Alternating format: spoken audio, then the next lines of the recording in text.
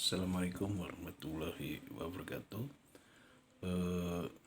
Saya akan memberikan materi kuliah semester pendek untuk mata kuliah manajemen dasar dan bisnis yang dulu Anda peroleh di semester 2 ya. Oke. Di sini nanti khusus untuk materi SP ini, saya khusus untuk satu materi saja, yaitu kalau Anda di modul yang dulu ya, kalau modulnya masih ada, itu modul manajemen dasar dan bisnis ya. Itu tentang teori manajemen umum ya. Teori manajemen umum. Jadi kalau Anda lihat modul yang dulu di semester 2 waktu Anda masih di semester 2, coba Anda cari lagi modul yang dulu itu yang judulnya teori manajemen umum. Jadi kita bahannya satu bab saja. Terus nanti saya akan mengirimkan 3 video secara berturut-turut hari ini, hari Senin, kemudian lusa, Selasa, dan kemudian Rabu. Nanti kapan ujiannya nanti saya tentukan pas hari Rabu ya. Oke. Jadi ada 3 video ya. Jadi video hari ini, terus kemudian besok ya, kemudian lusa. Jadi Senin, Selasa, Rabu. Oke. Kita akan membahas di sini definisi sistem dulu ya. Definisi sistem ya. Sistem itu sebetulnya sama dengan organisasi. Jadi sistem itu sama dengan organisasi. Jadi ketika kita mendefinisikan sistem sama dengan mendefinisikan organisasi. Oke. Kita lari ke definisi ya di sini. Ya.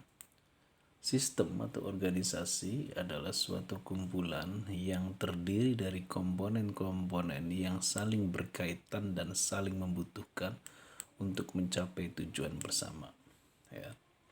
Jadi sistem itu adalah atau organisasi itu intinya adalah terdiri dari komponen-komponennya atau elemen-elemen, di mana elemen-elemen ini saling berkaitan, memiliki keterkaitan, saling membutuhkan, dan memiliki tujuan yang sama atau untuk mencapai tujuan bersama. Ya, bersama itu adalah sistem ini, organisasi ini. Oke. Jadi kita pahami dulu sebelum masuk ke definisi manajemen, yaitu definisi daripada sistem. Ya.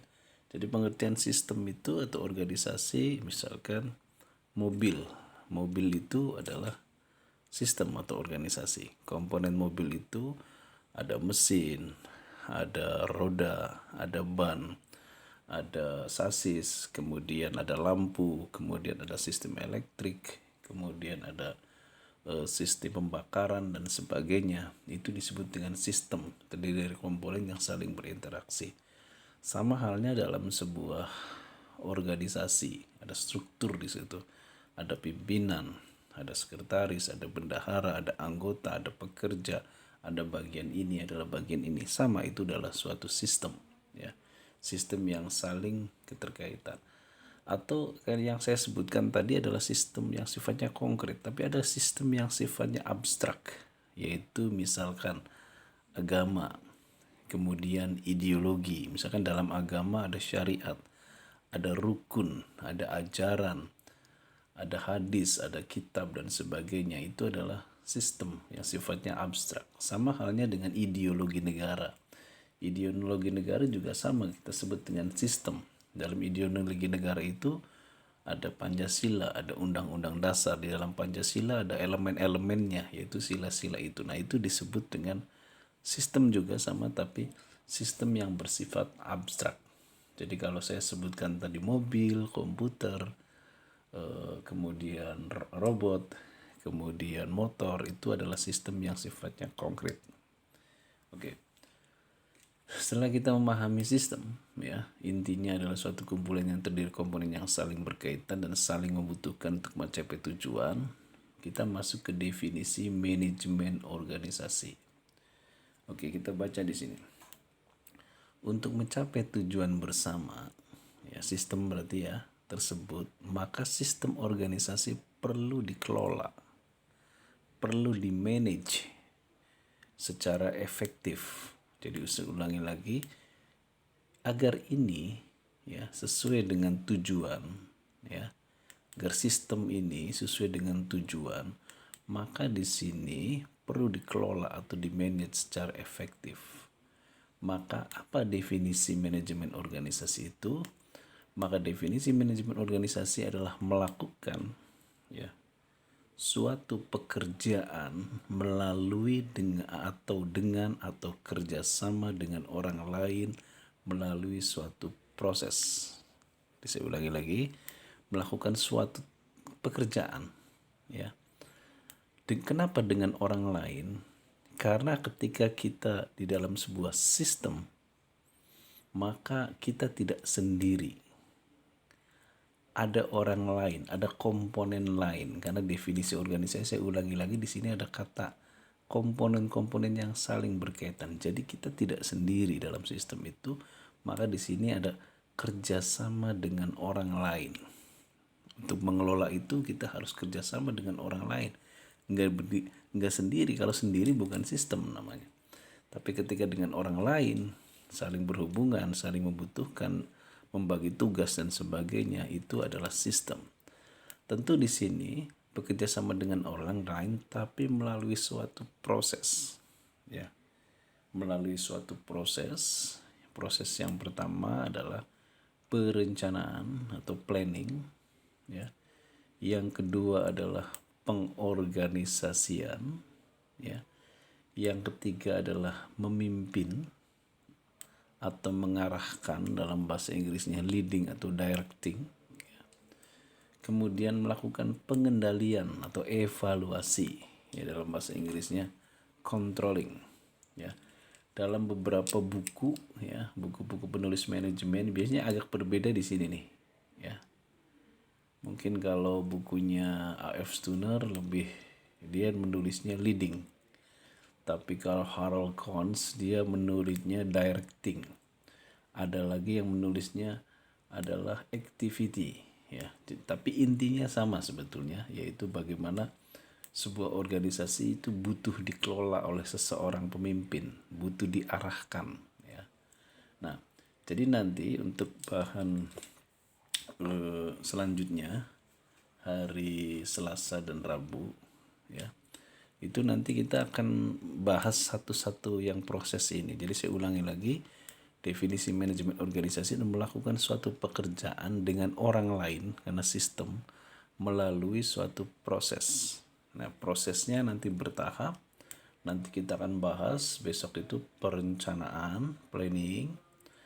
Nanti kita bahas juga nanti adalah organizing, ya, pengorganisasian.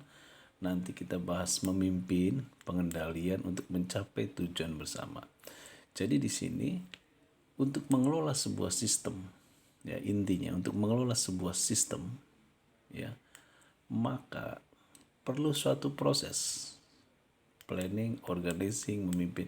Jadi inti daripada manajemen itu sesungguhnya ini, ada prosesnya.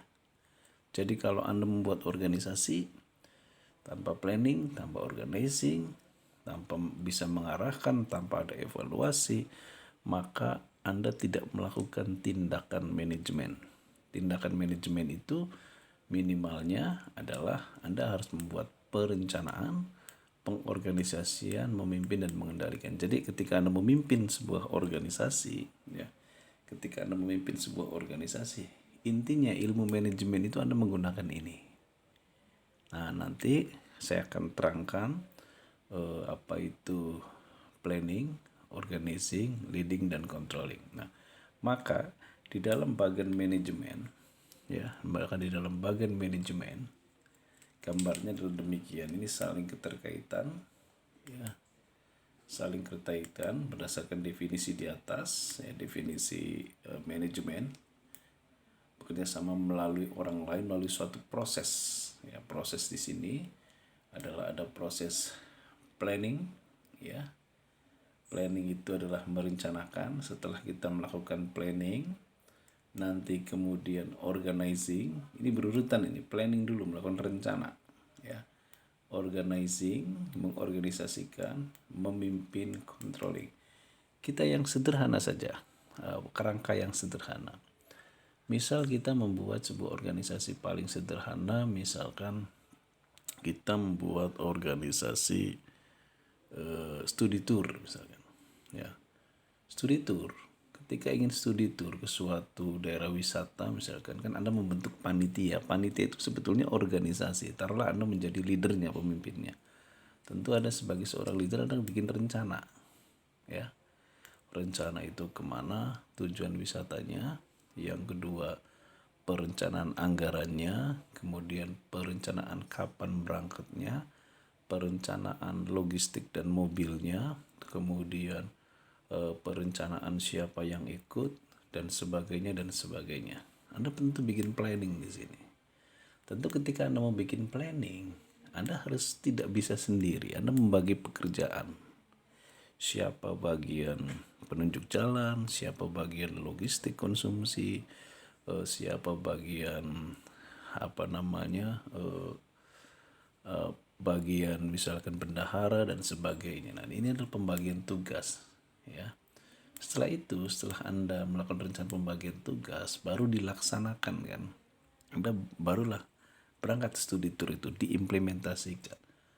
Tentu ketika berangkat atau ketika melakukan sebuah implementasi harus Anda arahkan, harus Anda pimpin, harus Anda awasi, ya di sini. Nah, setelah itu, setelah sampai di sana, kemudian pulang lagi, ya, dengan selamat pulang lagi misalkan, maka kita perlu controlling, evaluasi.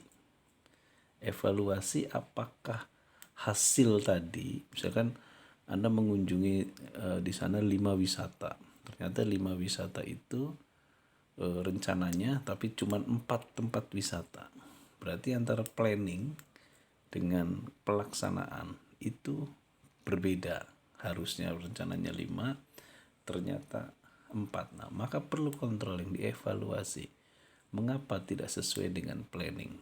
Maka di sini kenapa kita butuh controlling, agar kita ketika melakukan kegiatan di masa yang akan depan, ketika kita mengevaluasi yang lalu, maka kita bisa melakukan perbaikan-perbaikan ke depan. Nah, itu nanti untuk selanjutnya nanti kita bahas besok ya, bukan minggu depan maksud saya, hari Selasa. Nanti untuk sebagai pengganti absen, ya, nanti saya akan membuat tugas, ya, tugasnya nanti saya kirimkan ke koordinator, ya, untuk koordinator di share ke peserta semester pendek mata kuliah manajemen dasar dan bisnis. Nanti tugasnya dalam bentuk tulisan di WA saja. Nanti dikumpulkan tugasnya itu pas hari ini sore, ya, pas hari ini sore. Jadi setiap hari saya sebagai pengganti tugas akan memberikan sebuah tugas, ya. Sampai di sini dulu materi ini, nanti kita lanjutkan besok. Wabillahi taufik wal hidayah. Wassalamualaikum warahmatullahi wabarakatuh.